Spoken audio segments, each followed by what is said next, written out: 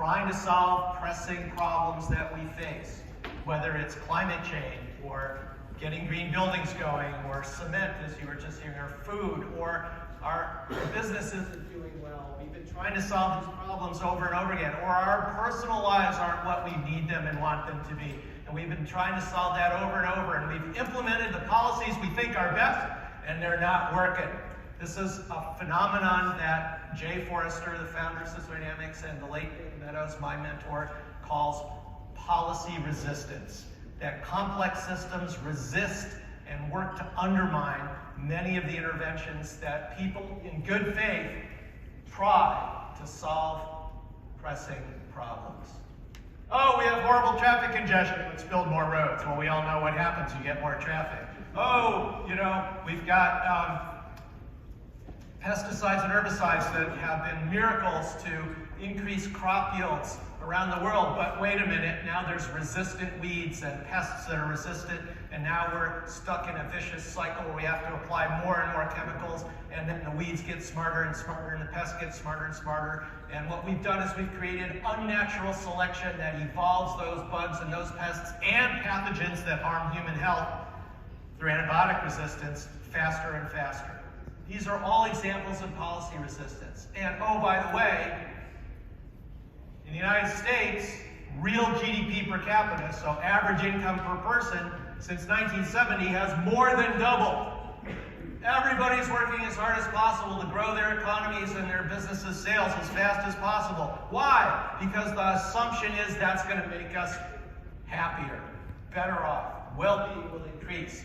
Well, over that same period, since 1970 in the United States, the average level of happiness that people report in many different instruments is going down. A statistically significant drop in reported well-being. Now, for an affluent society like the United States, it's pretty clear that's a great example of policy resistance. We're working as hard as we can to make more money, make more than last year, make more than our friends and neighbors, and it's making us more miserable. In the developing world, though, people aren't able to meet their basic needs that they must have. So, if your belly isn't full, if you're not sure where you're going to sleep tonight, if you're insecure, if you have no access to clean water and education and healthcare, you need more. But for everybody in this room who's privileged, which is every one of us, we have more than enough, and pursuing more is making us worse off. These are examples of policy resistance.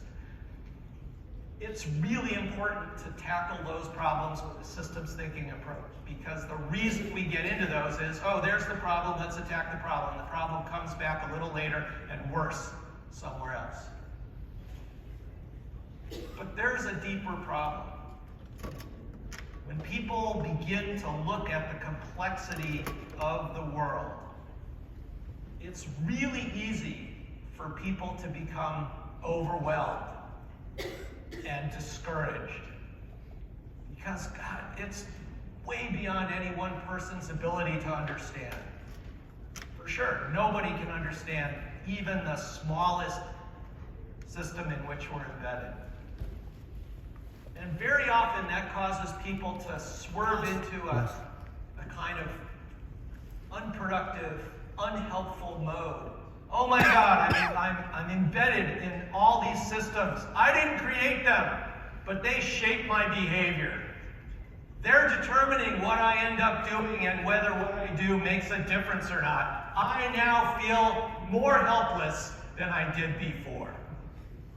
Anybody ever have that? This is a real question. Anybody ever have that feeling? No, it's like 3/4 of the hands in the room. Yeah, I have that feeling too.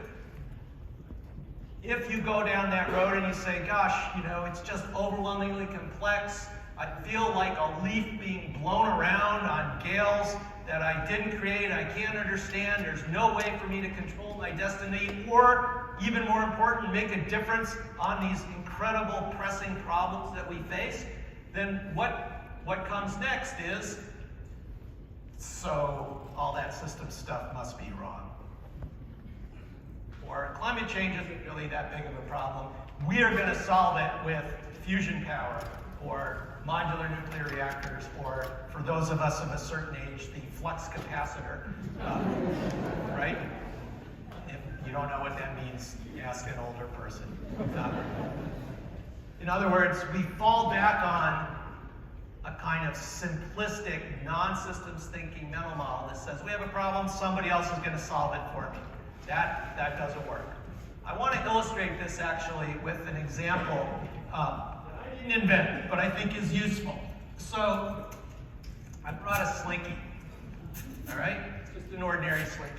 So I'm going to do a little experiment. So here's the experiment, right? So I got it here, and I'm holding my hand here, I'm holding my hand here, nothing's happening, and then I do that, and so why did that happen? Why did that happen? That's a real question, by the way, I will call on people. All right, why did it happen? I let go of the slinky, right? That's the number one answer you always get. We haven't spoken about this prior to today, right? You're not a plant, okay. So, and of course the second most popular answer is there's gravity. Okay, so now, experiment part 2.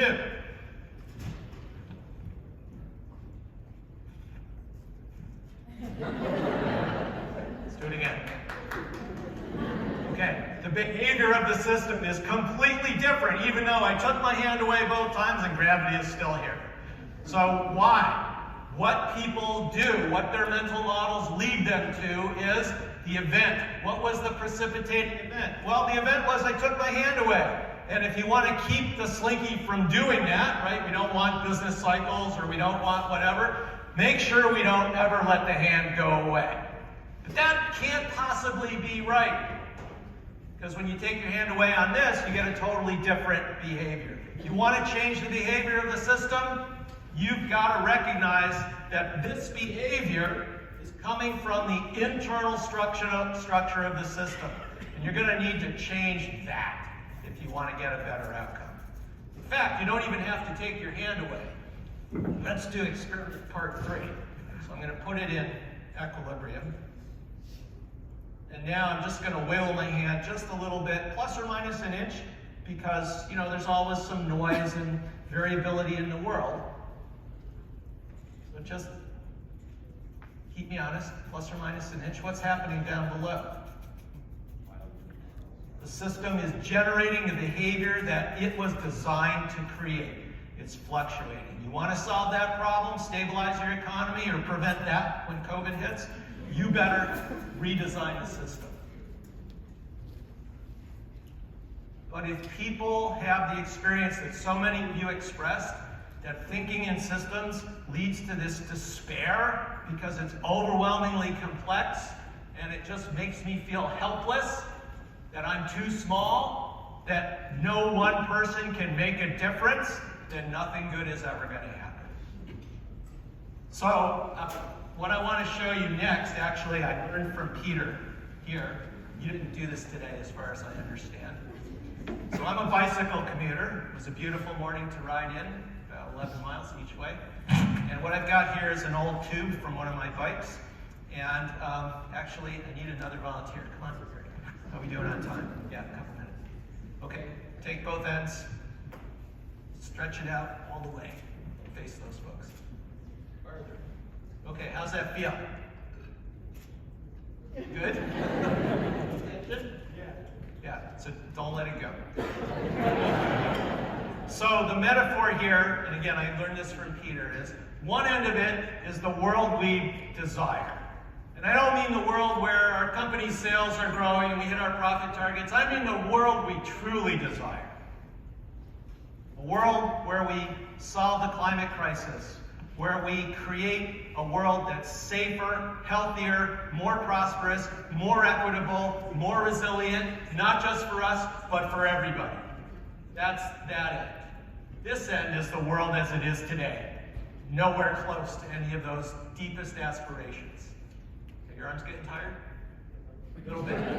So what happens when our arms get tired? When our mental arms get tired?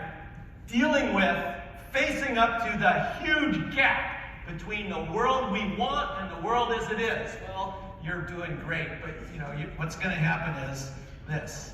We're going to gradually relax the tension.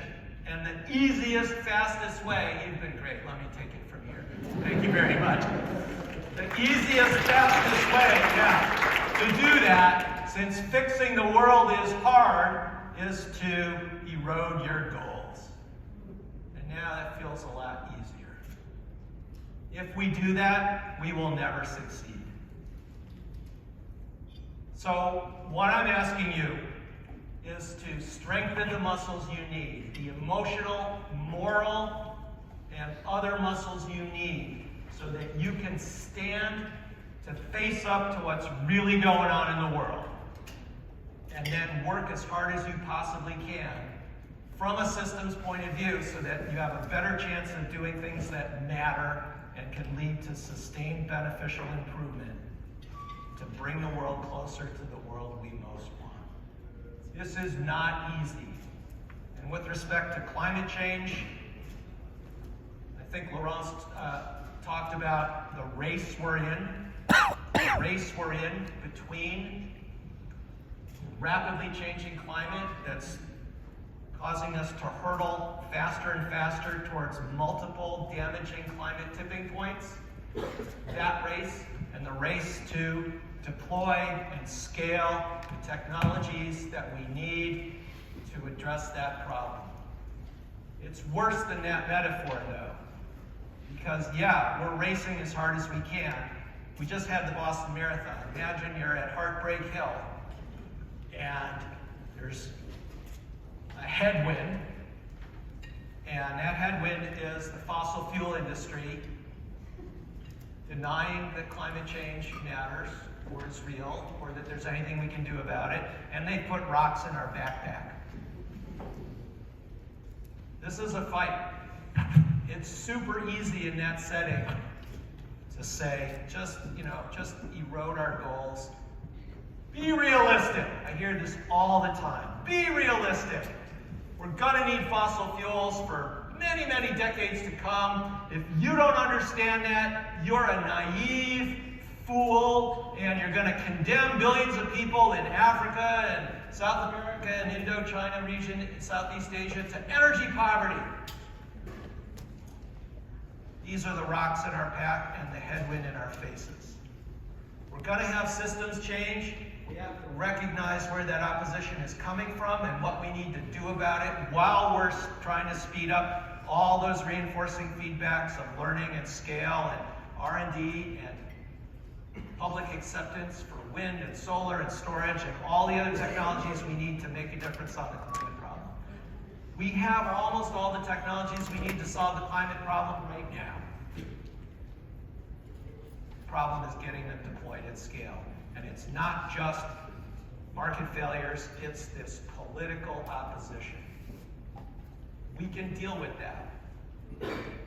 Don't ever let anybody tell you, when you do this and you say, this is the world I want, don't ever let them tell you you're being naive, you're idealistic, you don't know what's going on in the real world. Don't tell them, don't let them tell you that. Hold fast. Hold fast.